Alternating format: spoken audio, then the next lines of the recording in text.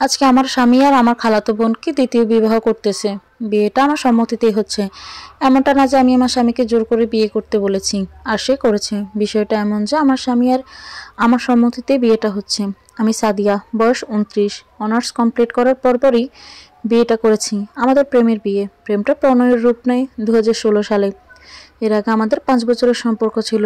প্রথমে আমার পরিবার আপত্তি করলেও আমাদের একনিষ্ঠ জোড়াজুড়িতে সবাই মেনে নিতে বাধ্য হয়েছেন। 2016 সালে মার্চ মাসের কথাটা কখনো ভুলব না। সেদিন আমি আমার ভালোবাসার মানুষ রাজীবকে আপন করে পেয়েছিলাম। রাজীবের সাথে বিয়ের পর থেকেই আমাদের জীবনটা একদম বদলে গেল।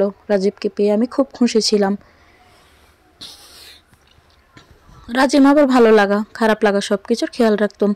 রাজীবও আমাকে অনেক ভালোবাসে। ভালোবাসা, রাগ, অভিমান, খুনসুটির মধ্যে দিয়েই বিয়ের 2 বছর পার করলাম। বিয়ের 2 বছর পর আমার খুশিটা আরও দ্বিগুণ হয়ে যায়, এ কারণে যে আমি মা হতে চলেছি খবরটা নিশ্চিত হতে পেরে। সেদিন রাজীবের মুখে এতটা খুশি ছিল যে তাকে দেখে মনে হয়েছিল যে আমি তাকে আমার জীবনের শ্রেষ্ঠ উপহারটাই দিতে চলেছি। কি যে মুহূর্ত ছিল সেটা এখনো মনে হলে চোখের কোণে আনন্দ অশ্রু বেয়ে পড়ে। কিন্তু সে আনন্দটা ফিকে হয়ে যায় মাস তিনেক পরেই, কারণ আমার বাচ্চাটা নষ্ট হয়ে যায়। কেন নষ্ট হয়ে গিয়েছিল সেটার কারণ আমি জানি না, কারণ ডাক্তার সমস্ত কিছু রাজীবকেই বলেছিল। আমার মন খারাপ হবে বলে রাজীব আমাকে কোনো কারণ বলেনি। সেদিন আমার বাচ্চাটার জন্য আমি যতটুকু কেঁদেছিলাম জানি না তার চেয়েও বেশি কেঁদেছিল আমার স্বামী। তার কান্না দেখে আমার বুকটা ফেটে যাচ্ছিল। কিন্তু কান্নার মাত্রাটা আরও প্রবল হলো যখন জানতে পারলাম আমি আর কখনো মা হতে পারবো না। আমার মা হওয়ার ক্ষমতা চলে গিয়েছে। তখন এতটাই কষ্ট পেয়েছিলাম রাজীবের কথা ভেবে যে আমি আর কখনো রাজীবকে সন্তান দিতে পারবো না। রাজীব সেদিন কষ্টটা প্রকাশ না করলে মুখটা দেখে বোঝা যাচ্ছিল যে তার ভিতরে ভিতরে খুব কষ্ট পেয়েছে। রাজীবের মুখের দিকে তাকানো যাচ্ছিল না। নিজেকে সান্ত্বনা দেওয়ার ভাষা তখন ছিল না। কষ্ট সুখের মধ্যে দিয়ে সময়ের পরিক্রমায় একটা বছর পার করে ফেললাম। তবে মা না হতে পারা যন্ত্রণাটা কোনোভাবে পিছু ছাড়ছিল না। সারাক্ষণ একটা কষ্ট বুকে জমা থাকতো। রাজীব অবশ্য তার কষ্টটা আমার কাছে প্রকাশ করতো না। সবসময় আমাকে ভালো রাখার চেষ্টা করতো। তবুও নিজেকে শূন্য মনে হতো, কারণ আমি বউ হিসেবে তাকে একটা বাচ্চা কখনোই দিতে পারবো না। একদিন রাতে যখন হাউমা করে কেঁদে রাজীবকে বলি, আমি তো তোমাকে কোনোদিনও বাবা হওয়ার সুখ দিতে পারবো না, আমাকে ক্ষমা করে দিও, আর তুমি আরেকটা বিয়ে করে নিও। রাজীব আমাকে শক্ত করে জড়িয়ে ধরে মাথায় চুল আলতো করে টেনে টেনে বলল, আমার এত কিছু লাগবে না, আমার পাশে তুমি থাকলেই হবে। আর তোমাকে রেখে আরেকটা বিয়ে করবো ভাবলে কি করে? আজকে তোমার সমস্যা হয়েছে, আজকে তোমার জায়গায় যদি আমার সমস্যা হতো তখন কি করতে? পারতে আমাকে রেখে আরেকটা ছেলেকে বিয়ে করতে? ভালোবেসে তোমাকে বিয়ে করেছি। আমার জান পাখিটার জন্য এর থেকে কঠিন কিছু হলেও মেনে নিতে পারবো, নিজের জীবনটাও দিয়ে দিতে পারবো। এই কথা শুনে আমি রাজীবের মুখটা হাত দিয়ে চেপে ধরে বললাম, আমার জন্য তোমাকে জীবন দিতে হবে না। তুমি আমার জন্য যা করো সেতেই আমি খুশি। আর আল্লাহর জন্য আমার সব হায়াত তোমাকে দিয়ে দেয়। আমি তোমার কোলে মরতে চাই। আমি যে তোমাকে বড্ড বেশি ভালোবাসি। রাজীব আমাকে শক্ত করে জড়িয়ে ধরে বলল, আরে পাগল, আমরা দুজন দুজনেরই সঙ্গী। দুজনকে যেন আল্লাহ একসাথে পরপারে নিয়ে যায়।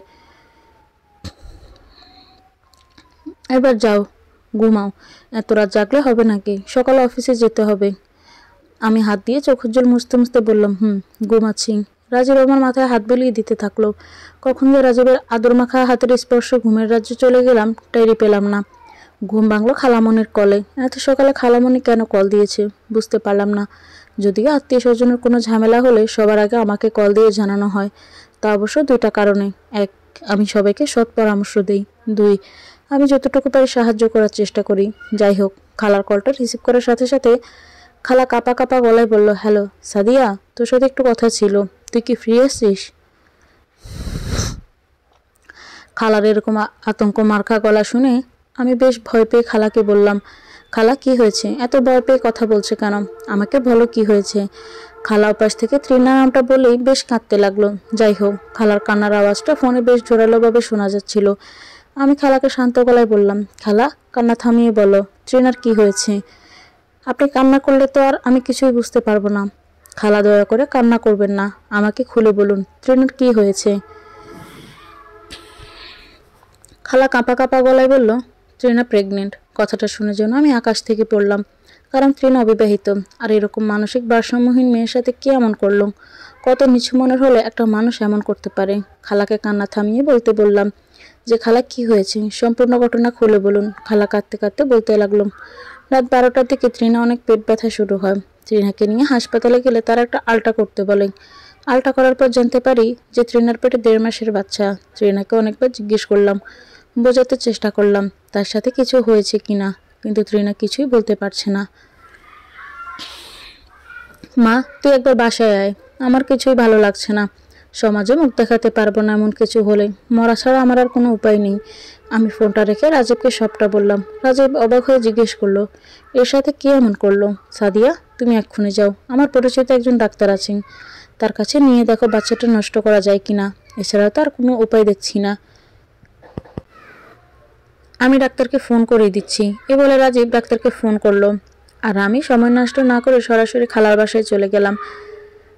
খালার বাসায় গিয়ে তিনের সাথেই কাছে গিয়ে জিজ্ঞেস করলাম, আমার লক্ষ্মী আপু, তোমার সাথে কেউ কি কিছু করেছে? কিন্তু তৃণা আমার কথার মানেই বুঝতে পারছিল না। বারবার জিজ্ঞেস করার পরও কিছু বলতে পারছিল না। খালাকে বললাম, খালা, বাচ্চা নষ্ট করা ছাড়া তো কোনো উপায় দেখছি না। রাজীব একজন ডাক্তারের সাথে কথা বলছে, আমি তৃণাকে ওইখানে নিয়ে যাই, কি বলেন? সাদিয়া, তুই আমার শেষ ভরসা। আত্মীয় স্বজন কেউ জানে না, এর আগে যা করার কর, না হয় আমার মান সম্মান নষ্ট হয়ে যাবে। আমি কথার সময় না বাড়িয়ে তৃণাকে নিয়ে চলে গেলাম ডাক্তারের কমলের কাছে।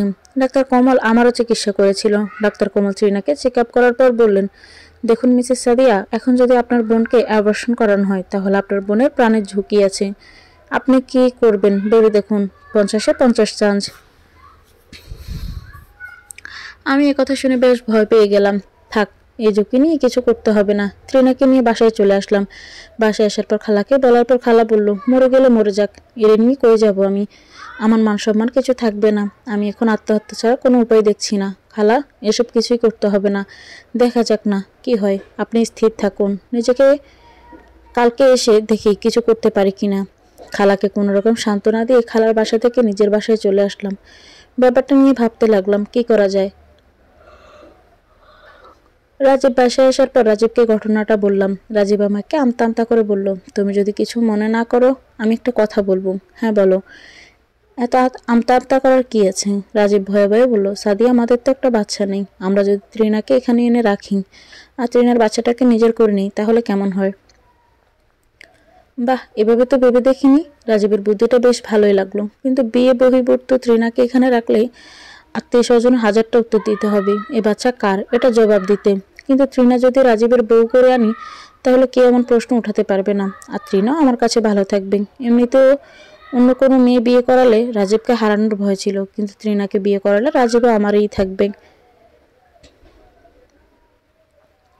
অনেক ভেবেচিন্তে রাজীবকে বললাম, তা আনা যায়, তবে তৃণাকে তোমায় বিয়ে করতে হবে, না হয় সবাই বিষয়টা খারাপ চোখে দেখবে। এছাড়া তোমার উপর অবৈধ সম্পর্কের আঙুল উঠবে। আমার মনে হয় তুমি তৃণাকে বিয়ে করো। রাজীব কথা শুনে প্রথমে রাজি হলো না, পর আমার যুক্তি শুনে রাজি হলো। আমারও বেশ শান্ত লাগলো মনে, এটা ভেবে যে রাজীবকে একটা বাচ্চা তো দিতে পারবে এবার, যার বাচ্চাই হোক, মা ডাক তো শুনতে পারবো। পরের দিন সকালে খালার বাসায় চলে গেলাম। খালাকে আমার প্রস্তাবটা শোনালাম। খালা আমাকে জড়িয়ে ধরে বলল, আজকে তুই আমার জন্য আর নিজের বোনের জন্য যা করেছিস আর কোনোদিনও ভুলবো না। আত্মীয় স্বজনদের জানানো হলো, সবাই রাজি হলো, কারণ তৃণা মানসিক ভারসাম্যহীনতা করে আমার সংসারও নষ্ট হবে না, তৃণাও ভালো থাকবে আর আমিও। যাই হোক, বিয়ের দিন ঠিক করা হলো। অতঃপর আজকে বিয়ে সম্পন্ন হলো। তৃণাকে লাল টুকটুকে বউ করে সাজিয়ে নিজের বাসায় নিয়ে আসলাম। তৃণাকে একটা রুমে বসিয়ে রাজীবকে ডেকে বললাম, রাজীব, তৃণাকে পাশের রুমে রেখে এসেছি, যাও ওর সাথে গিয়ে দেখা করো। কথাগুলো বলতে যদিও কষ্ট হচ্ছিল, কারণ বাঙালি নারী, আর যাই হোক স্বামীর ভাগটা দেওয়ার বেলায় খুব কিপটেমি করে। কিন্তু যত যাই হোক, এখন তৃণাও রাজীবের স্ত্রী, আর রাজীবেরও তৃণার প্রতি কিছু দায়িত্ব রয়েছে। নিজের বোনকে তো আর ঠকাতে পারি না। তাই রাজীবকে কথাগুলো বলে নীরব হয়ে গেলাম। রাজীব হয়তো আমার মনের বাসাটা বুঝে ফেলেছিল। আমার মনের বাসাটা বুঝতে পেরে রাজীব আমার হাতটা টেনে কাছে নিয়ে আসলো, একদম তার বুকের সাথে মিশিয়ে বলল, সাদিয়া, তুমি কি যে পাগলামি করো মাঝে মাঝে, পাগল একটা। আমি অভিমানী গলায় বললাম, কেন, কি করেছি এমন বলছো যে? আমি কি কিছু ভুল বলেছি? রাজীব আমাকে আর শক্ত করে ধরে মাথাটা বুকের সাথে একদম মিশিয়ে বলল, বোকামি, আমি তৃণার ঘরে কেন যাব? আমি তো তৃণাকে বিয়ে করেছি যাতে করে ওকে কেউ বদনাম দিতে না পারে, আর বাচ্চাটাও যেন আমাদের হয়ে যায়। শর্ত সাপেক্ষে তৃণাকে বিয়ে করেছি। আর তৃণা তো মানসিক ভারসাম্যহীন, ওর সাথে কিসের ভাসর করব? কি যে হাবিজাবি কথা বলো তুমি। আমি তো শুধু তোমাকেই ভালোবাসি, তোমাকেই কাছে পেতে চাই। আমার কাছে তুমি ছাড়া বাকি সব কিছুই না। বোকার মতো কি যে বলো। আমার মনটা বেশ শান্ত হয়ে গেল। নিমিষেই যেন ভুলে গেলাম তৃণা আমার সতীন। কারণ আমার রাজীব আমাকে ভোলেনি। আমার রাজীব আমাকেই ভালোবাসে, আর ভালোই বাসবে। আর রাজীবকে কেউ কেড়ে নিতেও পারবে না। রাজীবের আলতো স্পর্শে আমার নিঃশ্বাসের শব্দ প্রখর হতে লাগলো। জোরে জোরে নিঃশ্বাস নিতে লাগলাম। হঠাৎ তৃণার চেঁচামেচিতে আমি রাজীবকে সরিয়ে তৃণার রুমের দিকে ছুটে গেলাম। গিয়ে দেখলাম তৃণার সব ঘর অগোছালো করে রেখেছি। আমাকে দেখে তৃণা বলল, কি রে আপু? সবাই বলল আমার বর হয়েছে। আমার বর কোথায়? আমার বরকে এনে দাও। আমার বরকে কোথায় নিয়ে রেখেছ? আমি আমার বরের সাথে ঘুমাবো। আমার বরকে না এনে দিলে সব ভেঙে ফেলবো। আমার বরকে এনে দাও, এ বলে চেঁচামেচি করতে লাগলো। আমার পরপরে রাজীব তৃণার ঘরে ঢুকলো। রাজীবকে দেখে তৃণা দৌড়ে এসে ঝাপটে ধরলো আর বলল, কি গো বরমশাই, এতক্ষণ কোথায় ছিলে? তোমার জন্য কত অপেক্ষা করেছিলাম। পচা আপুটা আমাকে তোমার কাছে নিয়ে যাচ্ছিল না। পচা আপুটাকে বলো তো চলে যেতে, আমি তোমার সাথে ঘুমাবো। রাজীব তৃণার হাতটা ধরে বলল, এই যে আমি চলে এসেছি। আমি তো তোমার জন্য একটা সারপ্রাইজ গিফট আনতে গিয়েছিলাম। গিফটের কথা শুনে তৃণা গালে দুটা হাত দিয়ে মুখটা বড় করে হাঁ করে বলে উঠল, বর্মশাই কি সারপ্রাইজ এনেছো, দেখাও তাড়াতাড়ি। রাজীব তৃণাকে বলল, সারপ্রাইজ তো সবার সামনে দিতে নেই, পরে দিব। এরপর তৃণা আমার কাছে এসে আমাকে ধাক্কা দিয়ে বলল, যাও, আমার বর আমাকে সারপ্রাইজ দিবে। তুমি থাকলে দিবে না, তুমি যাও, আমার বর আমার কাছে থাকতে দাও। দেখেছ আমার বর আমাকে কত ভালোবাসে। রাজীব আমার চোখ দিয়ে ইশারা দিল যেন রুম থেকে বের হয়ে যাই, কিন্তু আমার যেতে মন চাচ্ছিল না।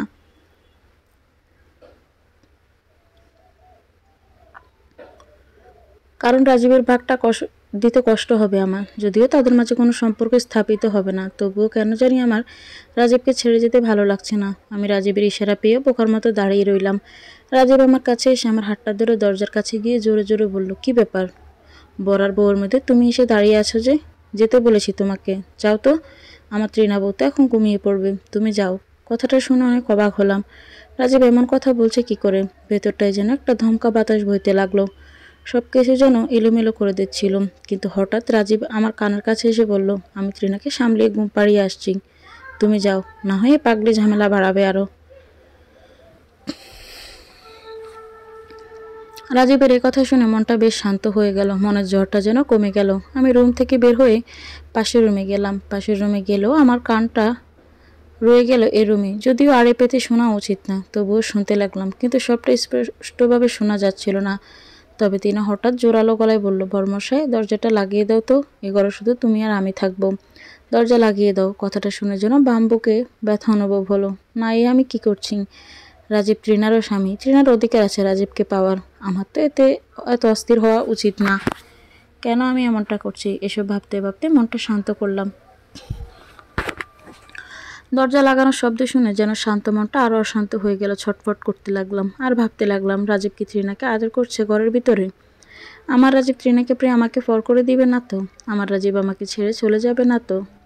দূর, আমি কি ভাবছি? রাজীব আমাকে কতটা ভালোবাসে সেটা তো একটু আগেই বুঝতে পেরেছি। রাজীব আমাকে ছেড়ে কখনোই যাবে না। আর রাজীব তো তৃণাকে বিয়ে করতে তেমন রাজিও ছিল না। দয়া করে তৃণার ভালোর জন্য বিয়েটা করেছেন। আর ওদের মধ্যে হলেই বাকি ওর স্বামী স্ত্রী, তৃণার জায়গায় অন্য কেউ আসলে তো আমার এর থেকে বেশি কষ্ট হতো। তৃণা তো আর আমার রাজীবকে কেড়ে নিবে না। এসব ভেবে কষ্ট পেয়ে লাভ নেই, তার চেয়ে বরং ঘুমিয়ে পড়ি। সারাদিন যে ঝামেলা গিয়েছে তার চেয়ে ঘুমিয়ে পড়াটাই ভালো। আর মেনে নেওয়া শিখতে হবে, মনকে বুঝাতে হবে আমার রাজীব এখন শুধু আমার না, তৃণারও। ভাবনার জগৎ থেকে বের হয়ে ঘুমানোর চেষ্টা করলাম, কিন্তু কোনোভাবে ঘুমোতে পারছিলাম না। এক কাত হয়ে অন্য কাত হইতে লাগলাম। পাশের রুমটাও বেশ নিস্তব্ধ, কোনো আওয়াজ আসছে না। এপাশ ওপাশ করতে করতে ঘুমের কাঁটায় খেয়াল করলাম 3টা বাজে, তবুও ঘুম আসছে না। হঠাৎ আমার রুমের দরজায় কিছু একটা আওয়াজ পেলাম। খেয়াল করে দেখলাম রাজীব। রাজীবকে দেখে মনে একটা প্রশান্তি আসলো। আমি দৌড়ে গিয়ে রাজীবকে জড়িয়ে ধরে বললাম, কেন জানি না একা থাকতে আমার খুব কষ্ট হচ্ছিল। রাজীব আমাকে ধরে বলল, দূর, আমি তো তোমারই আছি, তোমাকে ছেড়ে কোথায় যাব? ঘুমাও এবার। আমি ড্রেসটা একটু চেঞ্জ করি। আলমারি থেকে রাজীবের টি শার্ট এগিয়ে দিয়ে বললাম, নাও চেঞ্জ করে নাও আর ঘুমোতে আসো। রাজীব আমার হাত থেকে টি শার্টটি নিয়ে যখন চেঞ্জ করার জন্য পাঞ্জাবি খুললো, আমি খেয়াল করলাম রাজীবের পিঠে আঁচড়ের দাগটা একদম লাল হয়ে আছে। বোঝাই যাচ্ছে দাগটা মাত্রই করেছি। আমার চোখটা দাগটা আটকে গেল আর চোখ দিয়ে আপনা আপনি পানি বের হতে লাগলো। তার মানে কি রাজীব ট্রিনার সাথে কিছু করেছে আর ট্রিনা রাজীবের পেটে আঁচড় বসিয়েছে? নাই আমি কি ভাবছি, আমার রাজীব এমন হতেই পারে না। আমি রাজীবের কাছে গিয়ে লাল আঁচড়গুলো স্পর্শ রাজীবকে জিজ্ঞেস করলাম, আচ্ছা তোমার পিঠে এটা কিসের দাগ? তুমি কি ট্রিনার সাথে কিছু করেছ? রাজীব আমার কথাটা শোনার জন্য মনে হয় প্রস্তুত ছিল না। রাজীব আমার কথাটা শুনে কিছুটা বিরক্ত হয়েছে, তা বোঝা যাচ্ছে, কারণ রাজীবের মুখে বিরক্তের একটা ছাপ স্পষ্ট খেয়াল করলাম। বিরক্ত হয়ে বলল, সাদিয়া, এমন কথা আমি তোমার কাছে আশা করিনি। তুমি জানো ট্রিনা প্রেগনেন্ট। এই অবস্থায় আমি ওর সাথে কিছু করবো ভাবলে কি করে? আর ট্রিনাকে বিয়ে করেছে বউ করার জন্য না, বাচ্চার বাবা হওয়ার জন্য। তুমি আমাকে বিয়ে করতে বাধ্য করেছো, আর তুমি এসব বলছো। আমি তোমাকে কতবার বোঝাবো, আমার প্রতি কি তোমার কোনো আস্থা নেই? মনে অনেক কষ্ট পেলাম তোমার এমন কথা শুনে। রাজীবের কথা শুনে মনে হলো সত্যিই তো, রাজীব তো কোনো ভুল বলেনি। আমি তাহলে রাজীবকে কেন ভুল বুঝলাম? আমি রাজীবকে মাথা নিচু করে বললাম, পেটে এরকম দাগ দেখলাম তো তাই জিজ্ঞেস করলাম। তুমি ভুল বোঝো না আমায়, আমি এভাবে কিছু বলতে চাইনি। রাজীব বিরক্ত গলায় বলল, পেটের দাগটা তিনাই করেছে। ঘুমোতে চাচ্ছিল না, জোর করে ঘুম পাড়াতে নিয়েছিলাম, তাই দাগ বসিয়ে দিয়েছে খামচি দিয়ে। ট্রিনা যে কোনো স্বাভাবিক মেয়ে না সেটা নিশ্চয়ই জানো, এবার অন্তত বিশ্বাস বাড়াও। ভালোবাসার আগে বিশ্বাসটা জরুরি, এ বলে রাজীব বিছানায় গিয়ে শুয়ে পড়ল। সত্যিই তো, আমি রাজীবকে একটু বেশি সন্দেহ করে ফেলতেছি। এমনটা করা আমার উচিত হয়নি, কারণ রাজীব আমাকে আর আমার চেয়ে বেশি ভালোবাসে। আমি দৌড়ে গিয়ে রাজীবের পাশে শুয়ে রাজীবকে ধরে বললাম, আমার এমনটা বলা উচিত হয়নি, দয়া করে রাগ করো না। রাজীব আমার দিকে মুখ ফিরিয়ে বলল, আমি তো তোমার প্রতি রাগ করে থাকতে পারি না।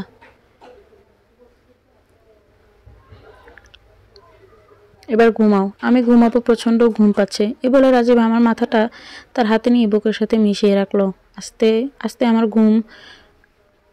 ঘুমের রাজ্যে চলে গেলাম। সকালে উঠে রান্না বান্না শেষ করে রাজীবের নাস্তা দিলাম, আর রাজীব নাস্তাকে অফিসে চলে গেল। আর আমি ট্রিনার রুমে গেলাম। খেয়াল করলাম ট্রিনা বসে আছে। ট্রিনার কাছে যেতেই ট্রিনা বেশ লজ্জামাখা মুখে বলল, আমার বরটা অনেক দুষ্ট। আমার বরটা কোথায় আপি? আমি চাপা গলায় জবাব দিলাম, অফিসে গিয়েছে। তুমি আসো, খাবে চলো।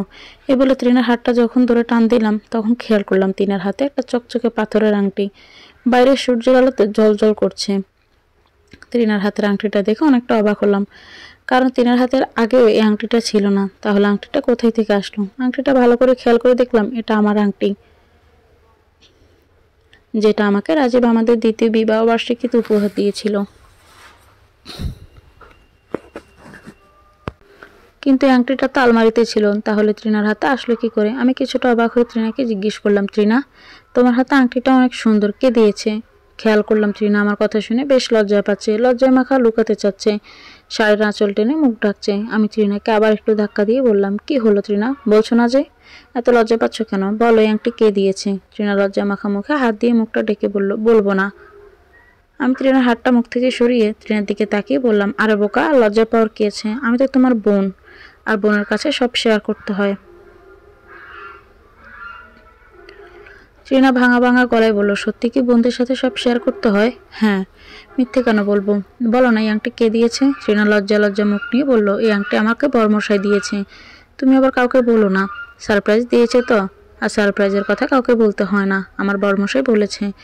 রাজীব তৃণাকে আমার আংটি দিয়েছে সারপ্রাইজ হিসেবে? কথাটা শোনার পর মনে হলো আমার মাথায় আকাশ ভেঙে পড়ল।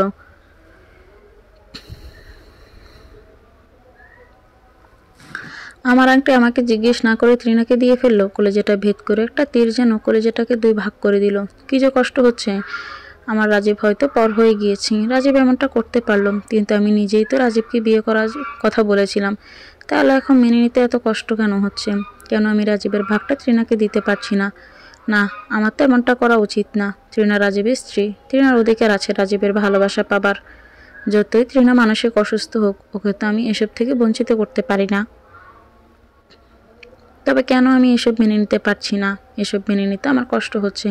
কেন মনে হচ্ছে আমার রাজীব আমার না, আমার রাজীব তৃণার হয়ে গিয়েছে? এসব প্রশ্ন মনের ভিতর ঘুরপাক খেতে লাগলো। হঠাৎ ট্রিনা ধাক্কা দিয়ে বলল, কি গো, আমার ক্ষুধা লেগেছে, খেতে দিবে না? আর শোনো, আমার চুলটা বাঁধতে পারছি না, চুলটা বেঁধে দিবে?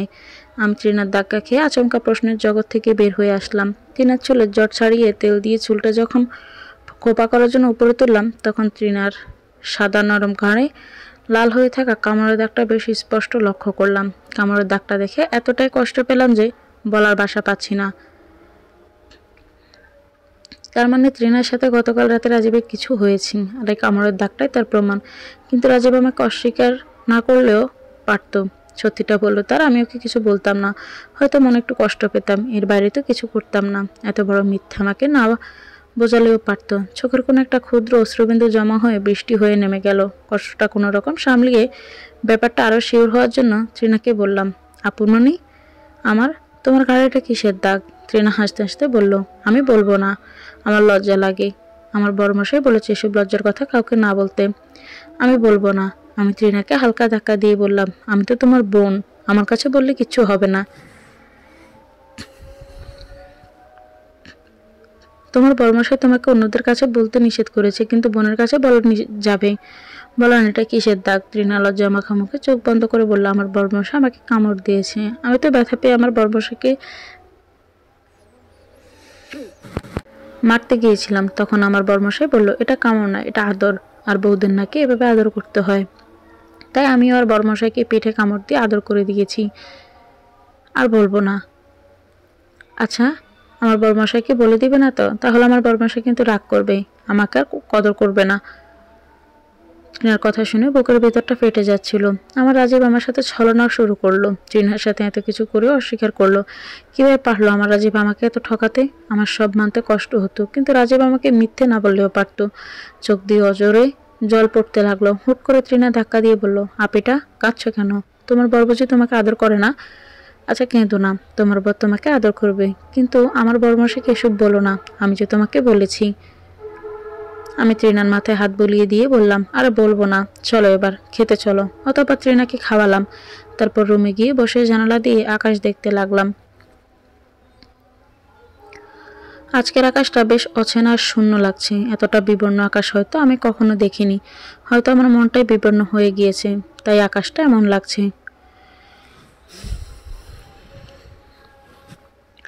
সারাটা দিন শুধু ট্রিনার রাজীবের কথা ভেবে পার করলাম। সন্ধ্যায় রাজীব বাসায় ফিরল। রাজীব ফ্রেশ হয়ে রুমে ঢোকার পর জিজ্ঞেস করলাম, তুমি ট্রিনাকে আমার আংটি দিয়েছো কেন?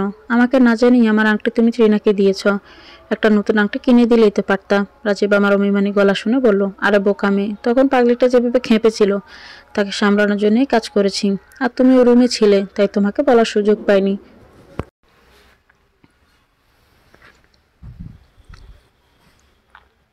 আমি কর্কশ গলায় বললাম, রাতে যখন এসেছিল তখন বলতে পারতে, তখন বলনি কেন? রাজীব রাগ হয়ে জবাব দিল, দেখো সাদিয়া, তখন কি তুমি এত কিছু বলার মতো পরিস্থিতি রেখেছিলে? তুমি আমাকে ট্রিনাকে নিয়ে সন্দেহ করে যা তা বলতেছ, আমি কিন্তু এসব মেনে নিব না। আর ট্রিনা তো কোনো পরনারী না, কাগজ কলমে আমার বউ, তোমার ইচ্ছেতে বিয়ে করেছি। তাহলে ট্রিনার সাথে কিছু হলে তো তোমার আপত্তি থাকার কথা না।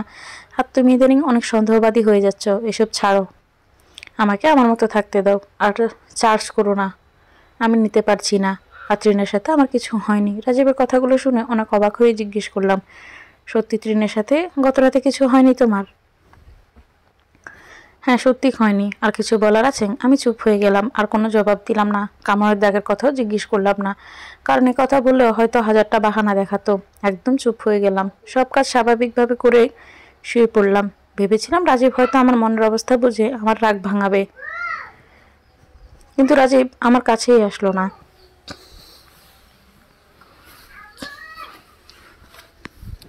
ও ট্রিনাকে নিয়ে ব্যস্ত রইল। ট্রিনার খাওয়ালো, তারপর ট্রিনার সাথে গল্পতে মেতে গেল। এদিকে যে আমি একজন মানুষ না খেয়ে পড়ে রইলাম, তার খেয়াল সে রাখলো না। কতটা চেঞ্জ হতে পারে একটা মানুষ, রাজীবকে না দেখলে বুঝতাম না। বিয়ের একদিনে এমন হয়ে গেল। দোষটা কি আমার নাকি রাজীবের? আমি কি বাড়াবাড়ি করছি, নাকি রাজীব আমাকে ট্রিনাকে পেয়ে সত্যি অবহেলা করছে? ভাবনার কোনো কুল কিনারা পাচ্ছিলাম না। খানিকক্ষণ পর খেয়াল করলাম রাজীব আমার রুমে এসেছে। রাজীবকে দেখে মনের ভিতরে একটা স্বস্তি কাজ করলো। মনে হলো রাজীব আমার মনের অবস্থাটা বুঝতে পেরেছে, আর এখনই রাজীব আমার রাগ ভাঙাতে আসবে। কিন্তু আশার আকাশটা চৌচির হয়ে নিরাশ হয়ে যখন খেয়াল করলাম রাজীব আমার কাছে না এসে বিছানায় একপাশে শুয়ে পড়ল। ভেবেছিলাম রাজীব হয়তো আমার কাছে এসে আমাকে জিজ্ঞাসা করবে, আমার পাখিটা কি রাগ করেছে? আমার পাখিটা কি আমার উপর বেশি রাগ হয়েছে? না, এর কিছুই হয়নি। একপাশে শুয়ে ঘুমিয়ে গেল, আর এদিকে আমার বুকটা ফেটে দ্বিখণ্ডিত হতে লাগলো। এটা কি আমার সে রাজীব যাকে আমি ভালোবেসে বিয়ে করেছিলাম, যার সাথে 3 বছর সংসার করেছি? আজকের রাজীবটাকে কেন আগের রাজীব ভাবতে পারছি না? কেন মনে হচ্ছে আমি যাকে ভালোবেসেছি সে রাজীব এটা না? চোখের জল আর কোনো বাধা মানছে না, অনর্গল পড়তে লাগলো।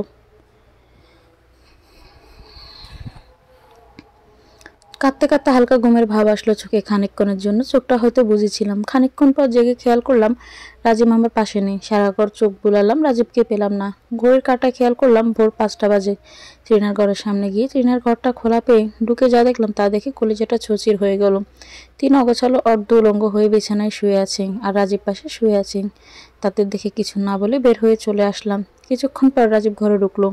রাজীবকে বললাম, তুমি কি জানো না তৃণ অন্তঃসত্ত্বা? এই অবস্থায় তুমি তৃণের সাথে এমন করতেছো? তোমার কি মাথায় বিগড়ে গেছে রাজীব?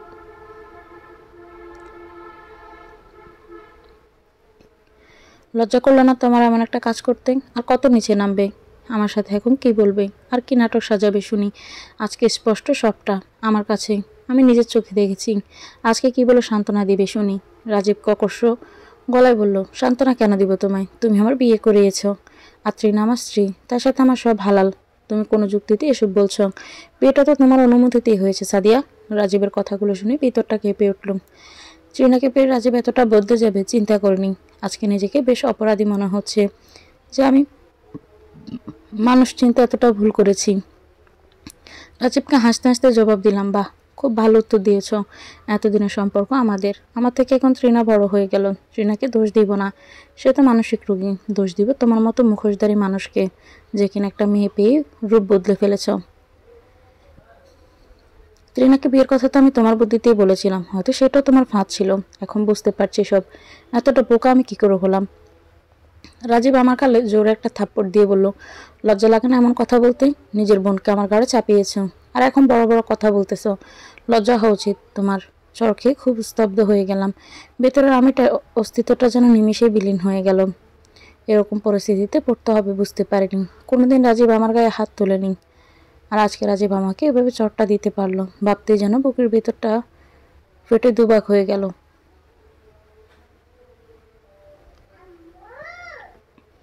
চোখের জল মুছে সরাসরি রান্নাঘরে চলে গেলাম। রান্নাঘরে গিয়ে রান্নায় মন বসাতে পারছিলাম না। তাই তাই স্থির করলাম লটপটি খিচুড়ি আর ডিম ভাজি করব। এই বুদ্ধিটা অবশ্য রাজীব আমাকে শিখিয়েছিল। আমার যেদিন রান্না করতে ভালো লাগতো না, সেদিন রাজীব আমাকে লটপটি খিচুড়ি রান্না করে খাওয়াতো। রান্নার পদ্ধতিটাও খুব সহজ। প্রথমে পরিমাণ মতো পোলাও চাল নিয়ে ভালো করে দিয়ে পানি জড়িয়ে নিতে হবে। তারপর একটা কড়াই নিয়ে চুলায় বসিয়ে হালকা তেল দিতে হবে। এতে হালকা মশলা দিয়ে একটু ভেজে পোলাও চালগুলো ছেড়ে দিতে হবে। তারপর পরিমাণ মতো সকল প্রকার মশলা দিয়ে একটু ভেজে কষিয়ে নিতে হবে। তারপর পরিমাণ মতো পানি দিয়ে ঢাকনা দিয়ে ঢেকে দিলেই হবে। আর পানি শুকিয়ে আসলে তুলে নিতে হবে। আর একটা ডিম ভাজা দিয়ে পরিবেশন করতে হবে। রান্নার রেসিপিটা খুব সহজ আর ঝামেলা মুক্ত হলেও খেতে কিন্তু দারুণ মজা। রাজীবের সাথে বিয়ের 1 মাস পর একদিন আমার প্রচুর খারাপ লাগছিল। রান্নাঘরে গিয়ে চুপ করে দাঁড়িয়েছিলাম, বুঝতে পারছিলাম না কি করব। তখন রাজীব কি করে যেন আমার খারাপ লাগাটা বুঝতে পেরেছিল। পিছন থেকে জড়িয়ে ধরে বললাম, আমার বউটার বুঝি রান্না করতে ইচ্ছে করছে না? আমি অবাক হয়ে রাজীবের দিকে মুখ ফিরিয়ে বললাম, তুমি জানলে কি করে?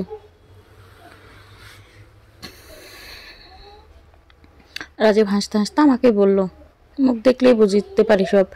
আর কি করবে এখন? আমি বিরক্ত করে বললাম, কি আর করব, রান্না করব। সত্যি বলতে ছোটবেলায় আমার মা মারা যায়, তাই রান্নার হাত কাঁচা। বাবার কাছে মানুষ, এবারে ঘর সব কিছু বাবা নিজের হাতে করেছেন।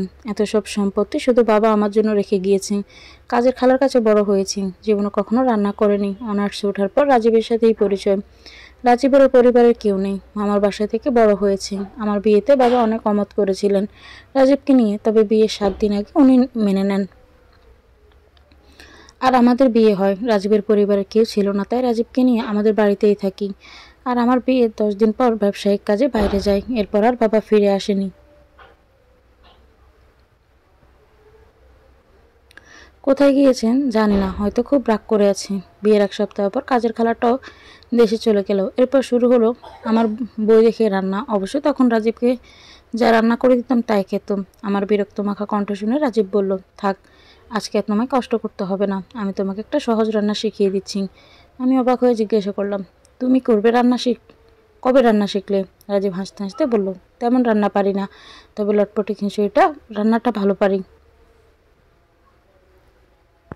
দাঁড়াও তোমাকে শেখাচ্ছি। এ বলে রাজীব রেসিপি বলে রান্না করতে লাগলো।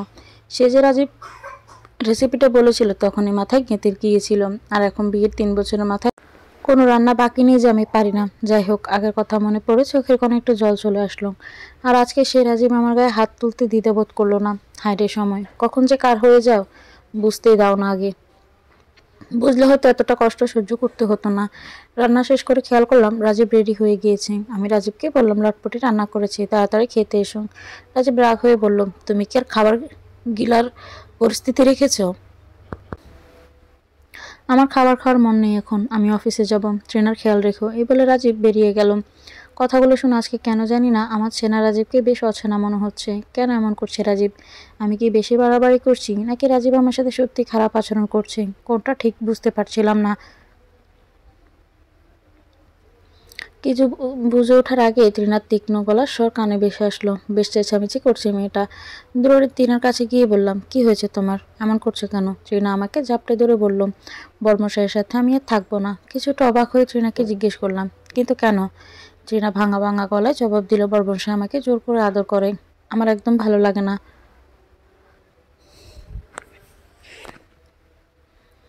আমার খুব কষ্ট হয়। তৃণার এই কথা শোনার জন্য মোটেও প্রস্তুত ছিলাম না। কিছুটা ঘৃণাও হলো রাজীবের প্রতি। সামান্য চাহিদার জন্য এত নিচে নামতে পারে, আমি ভাবতেও পারছি না। তৃণা তো কষ্টটা শেয়ারও করতে পারছে না। কত বড় অন্যায় আমি তৃণার সাথে হতে দিচ্ছি, এ আর হতে দেওয়া যাবে না। তৃণাকে জড়িয়ে ধরে বললাম, আর কষ্ট করতে হবে না তোমাকে, চলো এবার খাবে চলো। তৃণা হাসতে হাসতে আমার সাথে খাবার খেতে গেল। টেবিলে রাখা লটপটে খিচুড়ি দেখে তৃণার মুখে যেন খুশি উপচে পড়ছে। খুশি মাখা মুখে আমাকে বলল, আপু আমাকে তাড়াতাড়ি দাও, আমি এখনই খাবো সব। আমি তৃণাকে খাওয়ালাম, সাথে একটা ডিম সিদ্ধ করে জোর করে খাওয়ালাম, কারণ এই সময় যদিও না খায় বাচ্চা সুস্থ থাকবে না। তৃণা সব কাজ শেষ করে এবার ঘরে গেলাম। ঘরে গিয়ে খেয়াল করলাম জানালা দিয়ে হালকা বৃষ্টি কণা আসছে।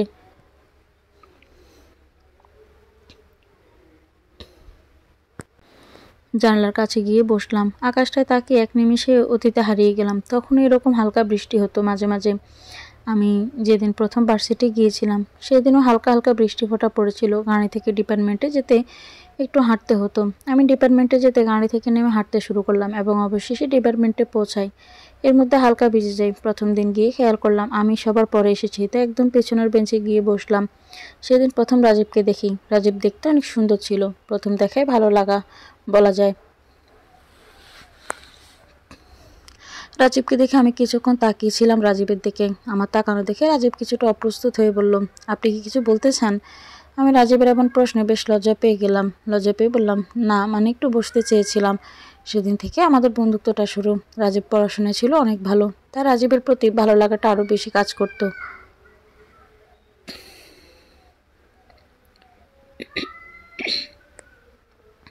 আমি ছিলাম বরাবর মতো দুষ্ট স্বভাবের, আর রাজীব ছিল শান্ত। রাজীবের সাথে কথা বলতে বলতে ভালো লাগাটা যে কবে ভালোবাসায় রূপান্তরিত হলো বুঝতেই পারলাম না। ভার্সিটির বেস্ট কাপল ছিলাম আমরা। আমাদের বেস্ট কাপলের স্ট্যাটাসে মুখরিত থাকতো ফেসবুকের নিউজ ফিড। কত ভালোবাসার আবেগমাখা দিনগুলো পার করেছি, আজও ভুলিনি। দৌড়ে গিয়ে মামার দোকানে ফুচকা খেতাম। রাজীবের আর্থিক অবস্থা তেমন ভালো ছিল না, তাই কখনো তাকে নিয়ে বড় কোনো রেস্টুরেন্টে যেতাম না, যদি সে লজ্জাবোধ করে তার জন্য। নিজেকে ওর মতো করে গড়ে নিয়েছিলাম। গাড়ি ছেড়ে ওর সাথে বাসে যাতায়াত শুরু করেছিলাম। প্রেমের 5টা বছর পর রাজীবের একটা ভালো জব হয়, আর আমি বাবার কাছে রাজীবের কথা বলি। রাজীবের আর্থিক অবস্থার জন্য বাবা রাজি ছিল না, তবে আমার জিদের কাছে বাবার একটা হার মেনে যায়, বাধ্য হয় আমাকে বিয়ে দিতে। আমার বাড়িতে আমি একা ছিলাম, তার জন্য রাজীবকে আমার বাড়িতে থাকার জন্য রাজি করায়, আর সেও রাজি হয়। শুরু হয় আমাদের নতুন সংসার। পার করে 3টা বছর। কখনো রাজীব আমাকে হাত তোলা তো দূরে থাক, বকা পর্যন্ত দেয়নি। আর আজকে সে রাজীব আমার সাথে এমন করছে। এতটা কষ্ট লাগতেছে বোঝাতে পারবো না। হঠাৎ বজ্রপাতের আওয়াজে চমকে গেলাম। বাইরে তাকিয়ে দেখলাম জ্বর হচ্ছে। জানালা আটকে দিয়ে নাস্তা না করেই মরার মতো পড়ে রইলাম। সারাদিন এভাবেই গেল। দুপুরে বাহির থেকে খাবার অর্ডার করে তৃণাকে খাওয়ালাম। রাতে কিছু রান্না করিনি। তৃণার জন্য দুপুরে খাবার থেকে রেখে দিয়েছিলাম। রাতে রাজীব আসলো। আমাকে এভাবে পড়ে থাকতে দেখে কিছু বলল না। সকালে তৃণার কথাটা আমার মাথায় বরাবর বাজতে দিল। তাই রাজীব আসার সাথে সাথে রাজীবকে বললাম, তোমার তৃণার সাথে নোংরামি করতে বিবেকে আটকালো না? তোমার এত চাহিদা যে মানসিক বিকারগ্রস্ত একটা মেয়ের সাথে এমন কাজ করতে হবে, আর সেই মেয়েটা প্রেগনেন্ট জানা সত্ত্বেও। আমি তৃণাকে বিয়ে করিয়েছি বাচ্চার জন্য, আর বাচ্চার কোনো ক্ষতি আমি হতে দিব না। এসব নোংরামি করার আগে ভেবে চিন্তে করবে, না হয় আমি প্রয়োজনে কঠোর পদক্ষেপ নিব। আমাকে রাগানোর চেষ্টা করবে না আশা করি। আমার কথাগুলো কোনো জবাবে রাজীব দিল না। হয়তো রাজীবের কাছে এর উত্তরই ছিল না। এরপর থেকে রাজীবের সাথে আমার সম্পর্কটা তেমন ভালো যাচ্ছিল না। ক্ষুদ্র ক্ষুদ্র কারণে রাজীবের সাথে আমার ঝগড়া লেগে যেত। রাজীব আগের থেকে অনেক বদলে গিয়েছে, বেশ ভালোই বুঝতে পেরেছিলাম। ইদানিং তৃণার প্রতিও কোনো টান রাজীবের কাজ করতো না। আর এদিকে আমার ব্যাপারেও রাজীব উদাসীন ছিল। তৃণা আর আমি সারাটা দিন একা একাই পার করতাম। রাজীবের ইচ্ছে হলে বাসায় খেত, আর ইচ্ছে না হলে খেত না। বেশিরভাগ সময় বাসার বাইরেই থাকতো। দেখতে দেখতে 5টা মাস কেটে গেল। সম্পর্কটা আস্তে আস্তে তেতো হতে শুরু করলো। সম্পর্কটা আরও খারাপ হলো তখন, যখন আমি একটা কঠিন সত্য জানতে পারলাম। নিজের উপর নিজের ঘৃণা হতে লাগলো। আমি মানুষ চিন্তা এতটা ভুল করেছিলাম কি করে? আর এমন একটা মানুষ হাতে নিজের বোনের জীবনটা সঁপে দিয়েছি। এত বড় ভুলটা আমি কীভাবে করলাম? কারণ সেদিন তৃণার পেটে খুব ব্যথা হচ্ছিল। প্রতিবারই রাজীব তৃণাকে হাসপাতালে নিয়ে যায়। তৃণার চিকিৎসার যাবতীয় দায়িত্ব রাজীবই পালন করে থাকে। সেদিন রাজীব বাসায় ছিল না, আর তৃণার ব্যথাটাও বেশ তীব্র ছিল। 7 মাসে এমন ব্যথা কিছুটা ভয় পেয়ে গিয়েছিলাম। রাজীবকে কল দিলাম, রাজীব ফোন তুলল না। বারবার ফোন করলাম, কোনো সাড়া পেলাম না। কী করব বুঝতে পারছিলাম না। কোনো দিশা না পেয়ে ডাক্তার কমলকে কল করলাম। ডাক্তার কমলও দেরি না করে সাথে সাথে আমার বাসায় চলে আসলো।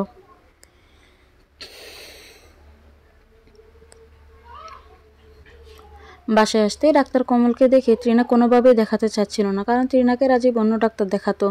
তবুও জোর করে তৃণাকে দেখালাম। ডাক্তার কমল তৃণাকে দেখলো আর আমাকে বলল, ভয়ের কিছু নেই, সব ঠিক আছে, আর রোগীকে পুরোপুরি রেস্টে থাকতে হবে। আমি একটা স্বস্তির নিঃশ্বাস ফেললাম। তৃণাকে রুমে রেখে ডাক্তার কমলকে নিয়ে আমার রুমে গেলাম। ডাক্তার কমল এবার প্রেসক্রিপশন লেখার সময় বলল, রোগীর স্বামীকে? আমি রাজীবের নাম বলাতে ডাক্তার কমল বেশ অবাক হলো। অবাক হয়ে আমাকে বলল, আপনি তো মনে হয় এর আগেও রোগীকে নিয়ে এসেছিলেন। তখন তো বলেছিলেন মেয়েটা অবিবাহিত, তবে আজকে স্বামীর নাম এমন বলতেছেন। আমার মাত্র খেয়াল হলো। এ মেয়ে কি সেই মেয়ে ছিল?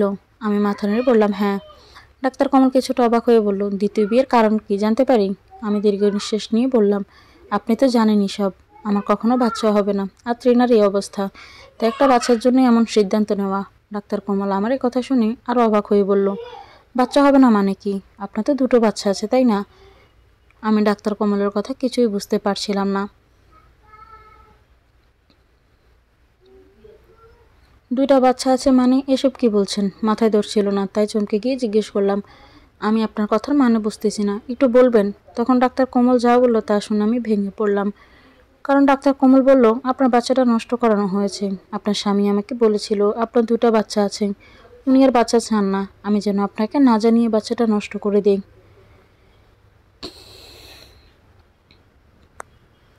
আপনার শরীর ভালো থাকে না। অনেক বোঝালাম আমি। সব শুনে মনে হলো বাচ্চাটা নষ্ট করলে হয়তো আপনার ভালো বেশি হবে, তাই নষ্ট করে দিই। এবং আমাকে বলা হয়েছিল টিউবালাইজেশন যেন করিয়ে দিই। আমি তাই করিয়েছি। এতে করে আপনার আর বাচ্চা হবে না। কিন্তু আজকে বললেন আপনি নিঃসন্তান। আমি তো এর মানে বুঝতেছি না। আপনি নিঃসন্তান হলে এমন পদক্ষেপ নেওয়ার কারণ তো বুঝতে পারছি না। ডাক্তার কমলের দিকে অবাক দৃষ্টিতে তাকিয়ে রইলাম কিছুক্ষণ। তারপর বললাম, কোথাও ভুল হচ্ছে না তো আপনার? ডাক্তার কমল বললেন, দেখুন, 1 বছর আগের কাহিনী, ভুল কেন হবে? আমার কোথাও ভুল হচ্ছে না। আপনি দয়া করে আগের কাগজপত্রগুলো একটু খুঁজে বের করে দেখুন। এ বলে ডাক্তার কমল চলে গেলেন।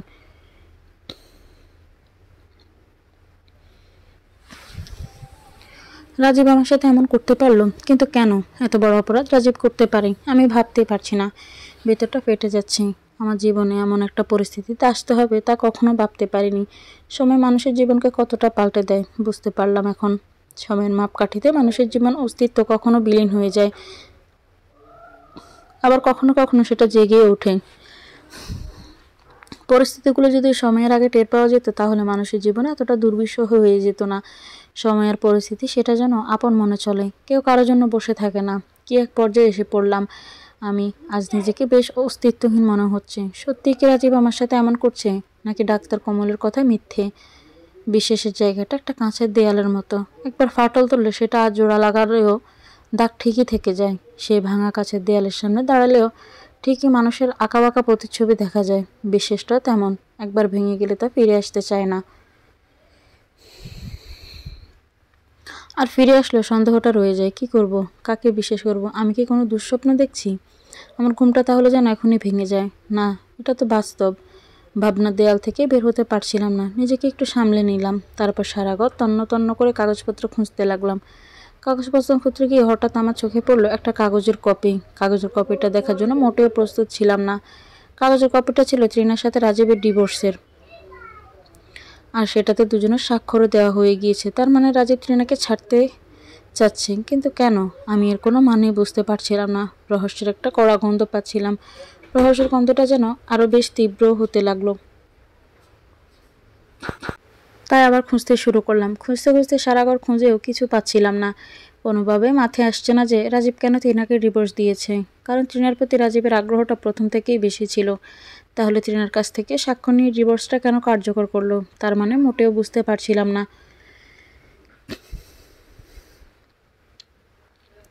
তাহলে কি তৃণার সাথে রাজীবের কোনো কিছু ছিল যা আমার চোখের আড়াল হয়ে রয়েছে? কোনো দিক দিয়েই হিসেব মেলাতে পারছিলাম না।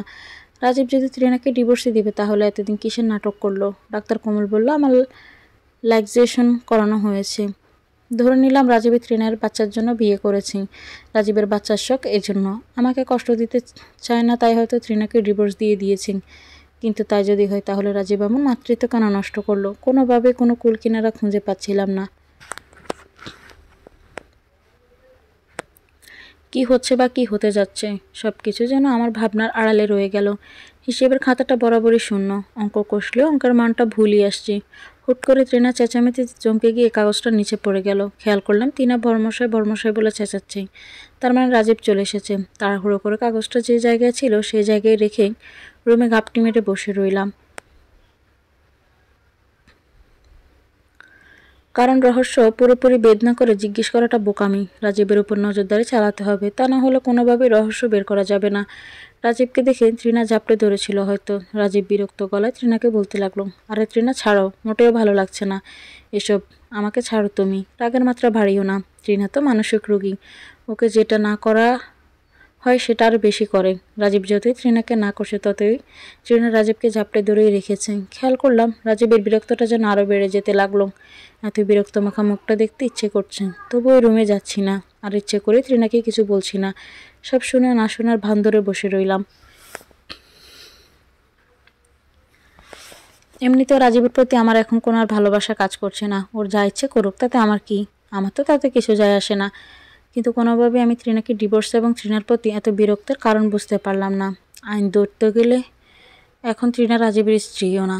কিন্তু রাজীব এটা কেন করলো? আর ডাক্তার কমল যে কথাটা বললো সেটা কি সত্যি নাকি মিথ্যা, সেটাও বুঝতে পারছিলাম না। একবার মনে হচ্ছে রাজীবকে অবিশ্বাস করে ভুল করেছি, আর একবার মনে হচ্ছে রাজীবকে বিশ্বাস করে ভুল করছি। কিছু করব বুঝতে পারছি না। সত্যি বলতে বিশ্বাস হলো কাঁচের ছুনির মতো, যত্ন করে রাখলে সেটা অটুট থাকে, আর একটু অযত্নে তা ভেঙে চুরমার হয়ে যায়। আমার অবস্থাটা ঠিক এরকম। একবার মনে হচ্ছে বিশ্বাস করি রাজীবকে, রাজীব যা করছে হয়তো আমার ভালোর জন্য। আরেকবার মনে হচ্ছে রাজীব যদি সত্যিই আমার মাতৃত্ব নষ্ট করে তাহলে রাজীব আমার সাথে সবচেয়ে বড় অন্যায় করেছে। এসবের মনের মধ্যে ঘুরতে লাগলো। হঠাৎ করে একটা চড়ের আওয়াজ পেয়ে ভাবনার জগৎ থেকে বের হয়ে আসলাম। মনে হলো যার গালে চড়টা পড়েছে বেশ জোরেই পড়েছে। তৃণা আবার রাজীবকে চড় দিয়ে বসলো না তো। দৌড়ে তৃণার রুমে গেলাম কাহিনী জানার জন্য। গিয়ে দেখলাম রাজীব তৃণার গালে অনেক জোরে চড় দিয়েছে, আর তৃণার গালে আঙুলের ছাপ পড়ে আছে। তৃণা ভয়ে বিছানার একপাশে জড়সড় হয়ে বসে আছে। তৃণার অবস্থা দেখে রাজীবের প্রতি আমার রাগটা বেশ গাঢ় হলো। কারণ এমনিতেই তৃণা অসুস্থ, তার মধ্যে রাজীব এভাবে তৃণাকে আঘাত না করলেও পারত। আর তৃণা তো স্বাভাবিক কোনো মেয়ে না। রাগে কর্কশ গলায় রাজীবকে বললাম, এই মানসিক বিকারগ্রস্ত মেয়েটাকে তোমার চড় দিতে বিবেকে বাঁধলো না?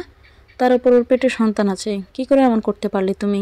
রাজীব বেশ বিরক্ত হয়ে বললাম, তোমাদের দুই বোনের চক্করে পড়ে আমার জীবনটা অতিষ্ঠ হয়ে যাচ্ছে। দয়া করে আমাকে মুক্তি দাও। আমার আর সহ্য হচ্ছে না এসব। এজন্য বাসায় আসতে মন চায় না। বাসায় আসলেই ঝামেলা বাঁধে। আর পারছি না, ক্ষমা করো আমায়। রাজীবের এখনের কথাগুলো শুনে মনে হচ্ছে রাজীব নির্দোষ। এই দুই বিয়ের চক্করে পড়ে হয়তো এমনটা করছেন। হয়তো আমিও রাজীবের সাথে একটু বেশিই করে ফেলেছি। কিন্তু ডাক্তার কমল কি তাহলে মিথ্যে বলল? আবার প্রশ্ন মনে আসতে লাগলো, প্রশ্নের উপর প্রশ্ন মনটাকে আচ্ছন্ন করে দিচ্ছে। উত্তর পাচ্ছিলাম না। কালকে একবার অন্য ডাক্তার দেখালে মন্দ হয় না, বিষয়টা ক্লিয়ার হয়ে যাবে। হ্যাঁ, এটাই করা উচিত। কারণ আমি কাকে রেখে কাকে বিশ্বাস করব বুঝতেছি না। ল্যাগিক্সিশনের ব্যাপারটা যদি মিথ্যে হয় তাহলে রাজীব ত্রিনাকে আমার সুখের জন্য ডিভোর্স দিয়েছে হয়তো। কারণ রাজীব হয়তো বুঝতে পারেনি দুই বিয়ে করলে এমন ঝামেলায় পড়তে হবে, তাই হয়তো এমন করেছে। না, এতটা ইমোশনাল হলে চলবে না। কারণ ডাক্তার কমল কেন আমাকে মিথ্যে বলবে? ওনার তো মিথ্যে বলে কোনো লাভ নেই। হয়তো এর পিছনে বড় কোনো রহস্য আছে।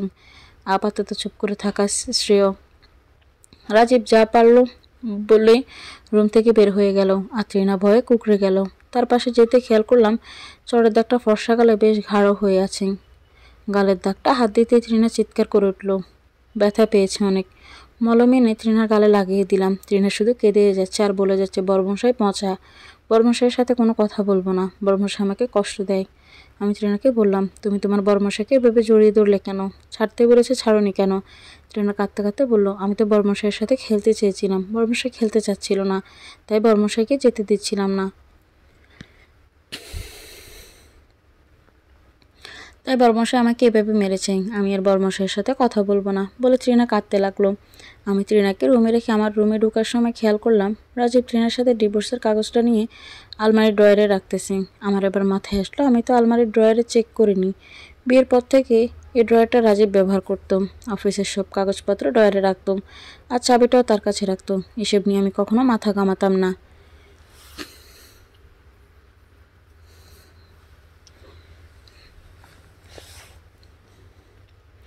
কারণ রাজীবের প্রতি ছিল আমার অগাধ বিশ্বাস, আর আজকে সেই বিশ্বাসে ফাটল ধরেছে।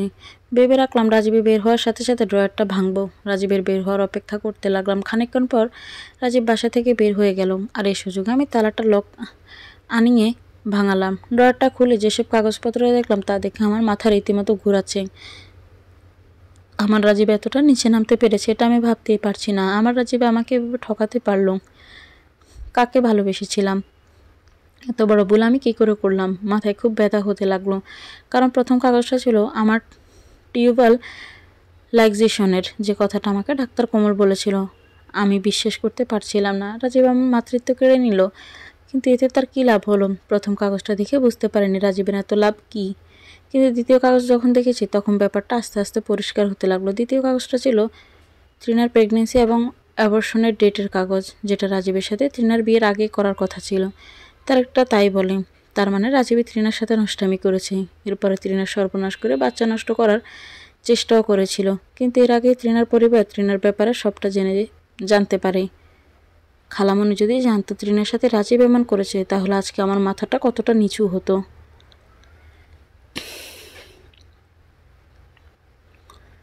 খালামণি তাই তো বলতো, ত্রিনাকে মাঝে মাঝে পাওয়া যেত না, কোথায় জানি চলে যেত। রাজীবই এই কাজটা করেছে ত্রিনাকে সহজ সরল পেয়ে। তারপরে বিয়ের নাটক করে ত্রিনাকে দ্বিতীয়বারের মতো ভোগ করেছে। রাজীবের সন্তানই ত্রিনার পেটে। বুঝতে বাকি রইল না, বিয়ের 3 মাস পরে ডিভোর্স দিয়ে দিয়েছে, আর সেটা আমার কাছে আড়াল করেছে। কত পাকা খেলোয়াড়ের মতো খেলেছে। নিজের উপর ঘৃণা হচ্ছে যে আমি এমন মানুষের সাথে সম্পর্ক করেছি, আর এমন মানুষকে বিয়েও করেছি এটা ভেবেই। তৃতীয় কাগজটা ছিল একটা কাবিনের কাগজ।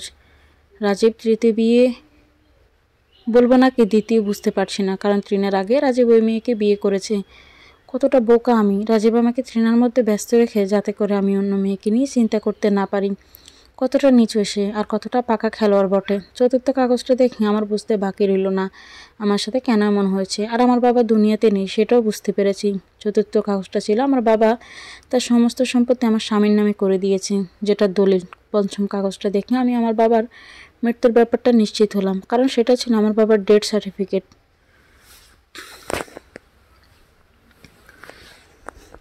আজকে আমার কাছে সবটা পরিষ্কার হয়ে গিয়েছে। এত ভালো নাটক যে রাজীব করতে পারে বুঝতেই পারিনি। আমার মাতৃত্বটা নষ্ট করে কী সুখ পেল? সামান্য সম্পত্তির জন্য আমার নাটক করতে পারলো। ভালোবাসার কমতি তো কখনো তাকে দিইনি, তার আর্থিক অবস্থা নিয়েও তো কখনো কিছু বলিনি। তাহলে এমন কেন করলো আমার সাথে? আমি তো কোনো দোষ করিনি।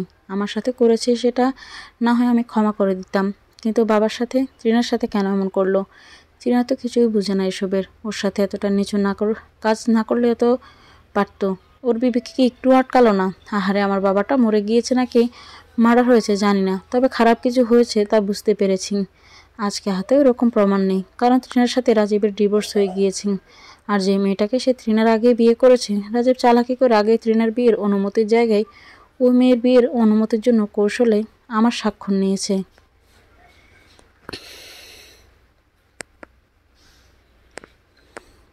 আদালতে গিয়ে কথা বললে সব প্রমাণ আমার বিরুদ্ধে গিয়ে কথা বলবে।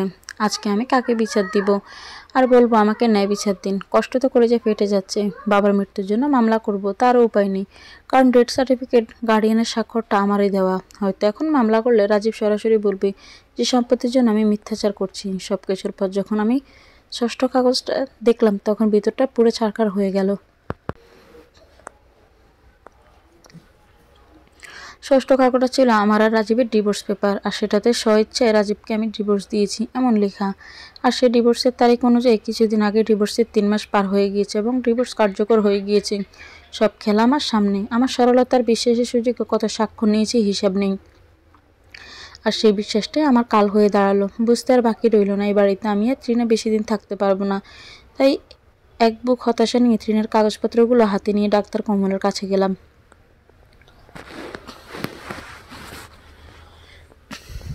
কাগজপত্র দেখে ডাক্তার কমল যা বললো তা শোনার মতো ধৈর্য আমার ছিল না। নিমিষে অস্থিরতা কাজ করতে লাগলো। নিজেকে সামলাতে খুব কষ্ট হচ্ছিল।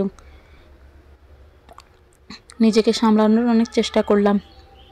মনের জোর বাড়িয়ে কিছুক্ষণ নিস্তব্ধ হয়ে বসে রইলাম। তারপর কাগজগুলো নিয়ে বাসায় ফিরলাম। ট্রেনের দিকে তাকিয়ে ভাবতে লাগলাম কত অবিচারটাই না তার সাথে হলো, আর সেটার কোনো সাক্ষী প্রমাণ নেই আজকে। ডাক্তার কমল বলল, মিসেস সাদিয়া, কাগজপত্রগুলো এটাই বলতেছে যে তৃণার বাচ্চা হওয়া নিয়ে অনেক জটিলতা দেখা দিতে পারে। মা বাচ্চার জীবনে হুমকি আসতে পারে। প্রথম থেকে কোনো ট্রিটমেন্ট সঠিকভাবে করানো হয়নি, তাই এই অবস্থা। এখন সবকিছু সঠিকভাবে চাইলেও করা সম্ভব না, তাই আল্লাহ আল্লাহ করুন। বাসায় বসে চুপটি মেরে রইলাম। রাজীবের আসার অপেক্ষা করতে লাগলাম। আজকে আসলে তাকে প্রশ্নগুলো জিজ্ঞেস করবো। অপেক্ষা করতে করতে হুট করে খেয়াল করলাম রাজীব এসেছেন। রাজীবকে দেখে আমার রাগটা দ্বিগুণ বেড়ে গেল। রাজীবের সামনে কাগজগুলো টুকরো টুকরো করে ছিঁড়ে একটা চট দিয়ে বললাম, এত জঘন্য অভিনয় করতে বিবেকে বাঁধলো না? আমি কি দোষ করেছিলাম? কেন আমার মাতৃত্ব নষ্ট করলে তুমি? আমার বুকের কলিজাটাকে কেন পৃথিবীতে আসতে দিলে না? বলো, কেন এত নিচু কাজ করলে?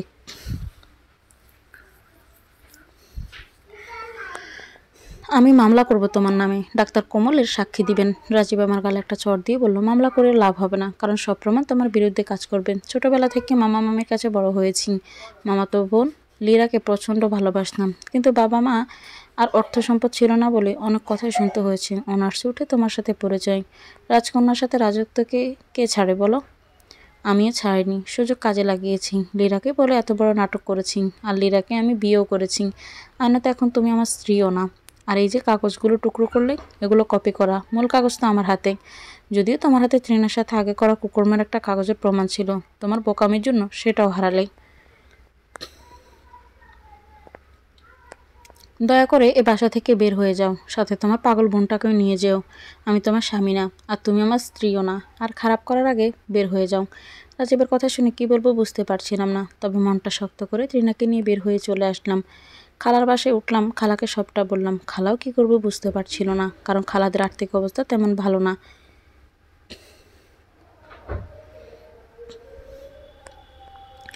আল্লাহর উপর সব ছেড়ে দিলাম। আমার কাছে 2টা সম্বল, মাত্র 2 লাখ টাকা ছিল, যেটা আমি আমার অ্যাকাউন্টে জমিয়ে রেখেছিলাম। সেখান থেকে আমি তৃণার খরচ চালাতাম। 1 মাস পর জানতে পারলাম রাজীব বাড়ি বিক্রি করে অন্যত্র চলে গিয়েছে।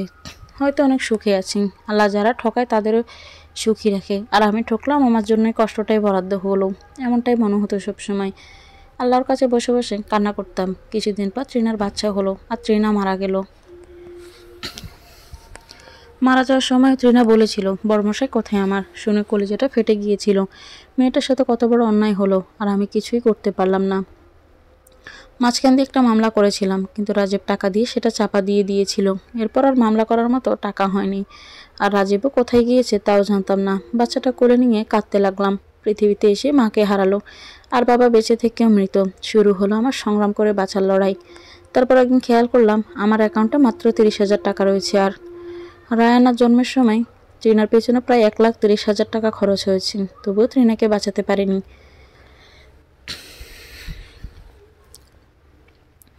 ট্রিনার একটা মেয়ে বাচ্চা হয়েছিল, মেয়েটার নাম ট্রিনাই রেখে গিয়েছিল। ট্রিনা রায়ানার জন্মের আগে থেকেই বলতো, জানাপি আমার বড়মশাইয়ের একটা মেয়ে হবে, মেয়ের নাম দিব রায়ানা। নামটা সুন্দর না? আমি ট্রিনার কথা শুনে শুধু মুখের দিকে চেয়ে থাকতাম। মেয়েটার মনে কোনো পাপ নেই, আর এই মেয়েটার সাথে এমন হয়েছে। ট্রিনার বাবা মরে যাওয়ার পরে ট্রিনার ধাক্কা সামলাতে না পেরে পাগল হয়ে গিয়েছিল। আজকে হয়তো পাগল তাই এরকম কিছু টের পাচ্ছে না, সারাদিন শুধু বড়মশাই বড়মশাই বলে বুলি আওড়াচ্ছে। কিন্তু ওর বড়মশাই যে ওর সাথে কী করেছে সেটা জানলে হয়তো ঘৃণায় মুখ ফিরিয়ে নিত। নিমিষেই চোখে জল চলে আসলো। জীবনে কি পাপ করেছিলাম তার ফল এভাবে পাচ্ছি, জানি না। কষ্টে বুকটা ফেটে গেল, কোনোভাবেই নিজেকে সামলাতে পারতাম না। চোখের জল এমনিতেই পড়তে থাকতো। ট্রিনা ধাক্কা দিয়ে বলল, কি গো আপু, নামটা বুঝি পছন্দ হয়নি তোমার? আমি তখন নীরব যন্ত্রণাকে আড়াল করে মুচকি হেসে বলতাম, খুব সুন্দর নাম। ট্রিনা যখন ওড়না দিয়ে মুখ দিয়ে লুকিয়ে হাসতো আর লজ্জা পেত, এরপর ট্রিনার বাচ্চা হওয়ার পর এই নামটাই রাখি। এখন ও যেন চোখে এগুলো বেশি উঠছে। ওপারে আমার বোনটা ভালো থাকুক। কিন্তু এদিকে ব্যাংকে অল্প কয়টা টাকা দেখে বেশ হতাশ হলাম। অপর দেখি ট্রিনার ভাই আর ভাইয়ের বউয়ের মধ্যে আমাকে নিয়ে বেশ অশান্তি চলছে। অশান্তির আগুনে খালাও পড়ছেন। খালা আমাকে বুঝতে দেননি এতদিন, তবে সেদিন স্পষ্ট কয়েকটা বিষয় আমার সামনে চলে আসে। ট্রিনার ভাই সাইদ খালাকে বলল, তোমার মেয়ের পাপার ওই সাদিয়ার বাড়ি থেকে বিদে হবে না? কাজ না করে বসে বসে খাচ্ছে। মানুষের বাসায় কাজ করলেও তো রক্ষা পাই আমরা, একা রোজগার করে নিজে চলতে পারছি না, তার উপর এসব পাপের বোঝা চালাতে হচ্ছে। খালা সাইদকে আটকে দিয়ে বলল, আসতে বল, সাদিয়া শুনতে পাবে। সাইদ গলাটা আরো উঁচু করে বলল, আমি কি কোনো ভুল বলেছি নাকি যে আস্তে আস্তে কথা বলতে হবে? আর কত এসব পাপের বোঝায় দায়িত্ব নিব? ওদের বের হয়ে যেতে বললাম। আমার পক্ষের কাউকে বসিয়ে গেলানো সম্ভব না। সাইদের কথাগুলো শুনে ভিতরটা বেশ আঘাত পেলাম, কারণ আমার তখন টাকা ছিল না। তখন এরাই আমার কাছে কিছু হলে ছুটে আসতো, কত কথাই না বলতো, বোন বোন করে পাগল করে রাখতো। আর আজকে আমার কথাগুলো আমাকে বাস্তবতা ছিনিয়ে দিচ্ছে। বিপদে পড়লে মানুষ চেনা যায়, সুসময়ে মানুষ চেনা খুব কঠিন। ভেবেছিলাম বাসাটা ছেড়ে যাব, কিন্তু এত অল্প টাকায় বাসা ছেড়ে গিয়ে কয়দিন খাবো। তাই চিন্তা করলাম একটা চাকরি জোগাড় করব। আমার যা যোগ্যতা আছে তা দিয়ে একটা চাকরি তো পাবোই। শুরু হলো আমার নতুন সংগ্রাম। হায় রে, এই অভাবের দেশে চাকরি পাওয়া বেশ দায়। বুঝে গিয়েছিলাম যোগ্যতা অনুযায়ী টাকা ছাড়া কোনো চাকরি পাবো না। তাই নিজেকে আরও শক্ত করে নিজের যোগ্যতা থেকে নিচে গিয়ে চাকরি খুঁজতে লাগলাম। অবশেষে মাত্র 12,000 বেতনের একটা রিসিপশনের চাকরি পেলাম। কোনো রকমের চাকরিতে ঢুকে গেলাম, কারণ এখন নিজের পেট চালাতে হলেও চাকরির দরকার। খালাকে গিয়ে বললাম, খালা একটা চাকরি পেয়েছি, তাই আমি চিন্তা করছি এই বাসা থেকে চলে যাব, অন্য জায়গায় বাসা নিব। আর কত এই বাসায় থাকবো বলো? অনেক তো করেছো তোমরা, এবার যেহেতু রোজগারের ব্যবস্থা হয়েছে তাই চাচ্ছিলাম বাসা ছেড়ে অন্য বাসায় যেতে। আর আমি একটা বাসা ঠিকও করে এসেছি। পাশে থাকা সাইদের বউ বিড়বিড় করে বলতে লাগলো, আপদ আবার বিদায় হবে, মনে হচ্ছে যাক বাঁচা গেল। আমি সাইদের বউয়ের কথা না শোনার ভান ধরে খালাকে বললাম, খালা যা বলতেছিলাম, অন্য জায়গায় বাসা নিয়েছি, কিন্তু রায়ানাকে একা রেখে তো চাকরি করা সম্ভব না। আর যে চাকরিটা নিয়েছি সেটাতে রায়ানাকে নিয়েও যাওয়া যাবে না। চাকরির বেতনও স্বল্প, অল্প দামে একটা বাসা নিয়ে ডাল ভাত 2 বেলা কষ্ট করে জুটবে। তুমি আমার সাথে গেলে ভালো হতো।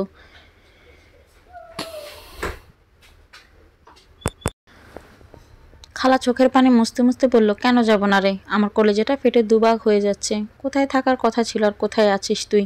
আমাকে নিয়ে চল, যেখানে নিয়ে যাবি থাকবো। পাশ থেকে সাইদ বউ আবার খোঁচা দিয়ে বলল, আদিক্ষাতে দেখি আর বাঁচি না। মা যান, সাদিয়ার সাথে যান, যখন পেটে খাবার পড়বে না তখন বুঝবেন। আর এমনিতেও সাদিয়ার মতো আপদ বিদেয় হচ্ছে, এতে অনেক খুশি। সাথে আপনার মতো আপদ নিয়ে গেলে তো আরও খুশি। খালা রেগে গিয়ে সাইদের বউকে কিছু বলতে নিল। আমি খালার মুখটা আটকে দিয়ে বললাম, সবসময় প্রতিবাদ করতে নেই খালা, আমি একটা বাসা ঠিক করে রেখেছি, কালকে সব মাল নিয়ে বাসায় উঠবো। এই খাটটা টেবিলটা নিলেই হবে। রায়ানার কাপড় চোপড় গুছিয়ে রেখো। আর তোমার কাপড় চোপড়ও। রায়ানার বয়স 3 মাস চলে, মেয়েটা টুকিটাকি হাসে। একটা 3 মাসের বাচ্চা অনেক কাপড় চোপড় থাকলেও আমার মেয়ের মাত্র 7 সেট কাপড়। রায়ানাকে দেখে মাঝে মাঝে দীর্ঘ নিঃশ্বাস ফেলি। ভাবি, কোথায় রাজকন্যা হয়ে জন্ম নিয়ে রাজত্ব করার কথা ছিল, আর আজকে দাসীর মতো বড় হচ্ছে। রাতে খালা রায়ানার কাপড় চোপড় এবং খালার আমার কাপড় চোপড় গুছিয়ে রাখলো। সকালে উঠে খাটার টেবিলটা নিতে চাইলাম, সাইদ বলে বসলো, এখান থেকে কিছুই নেওয়া যাবে না, এগুলো আমরা শিখে দিয়ে কিনি নাই, খালি হাতে বিদায় হও। টাকা গাছে ধরে নাকি? টাকা দিয়ে খাট কিনে নাও। আমি আর আনার সাহস করলাম না, কারণ আমার শিক্ষা হয়ে গিয়েছিল, বলার মতো ভাষাও ছিল না কিছু। শুধু রায়ানার দুধ গরম করার পাতিলটা নিয়ে ব্যাগে রাখলাম। কতক্ষণ পর সাইদের বউ এসে পাতিলটা বের করে বলল, এ পাতিল কোথায় নিয়ে যাচ্ছেন? আমি শান্ত গলায় বললাম, ভাবি রায়ানার দুধ গরম করি এটাতে। রায়ানাকে দুধ গরম করে খাওয়াতে হবে।